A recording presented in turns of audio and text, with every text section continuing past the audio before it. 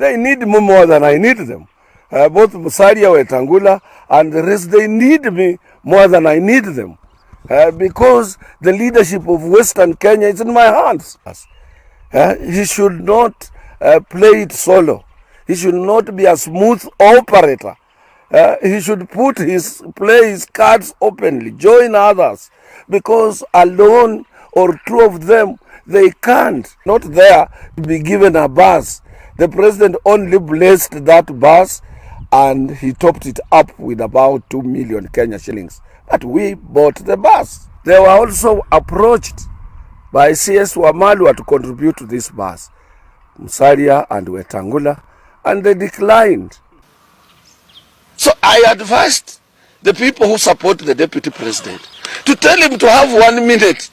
If you want to ascend to power, you must be humble. You must humble yourself behind those who are before you, even if you know more. But when you assume my responsibilities and I'm on the seat, what do you people want President Uhuru Kenyatta to do to Ruto?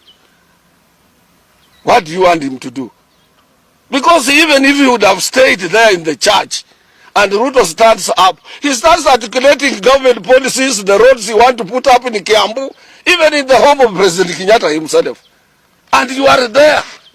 And you give a room to Kuria, Moses Kuria, to think it is Ruto who is running the government and not Uhuru Kenyatta.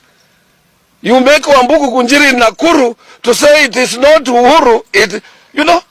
He's diverting attention in the house that is not his.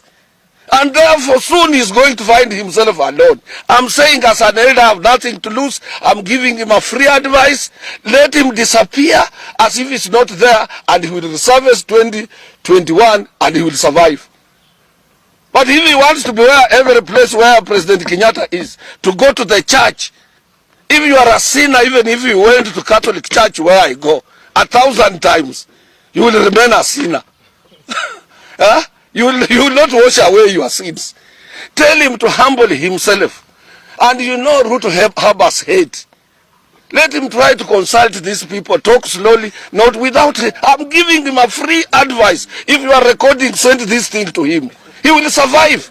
But if he goes the way he's going, he's not going to survive at all. And he should not say we did not warn him. The way he has disappeared in Isuru, going home, let him sit there. Who is he?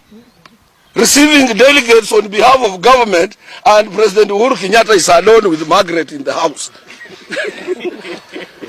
Say that sense. And he's the head of state. I can't allow it, even if it was myself. I would say yes. So wewe umesema ni president. Haya, chukua hiyo serikali sasa. And we don't get it.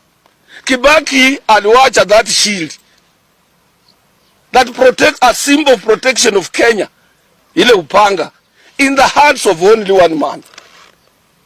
That is Uhuru Muigai Kenyatta.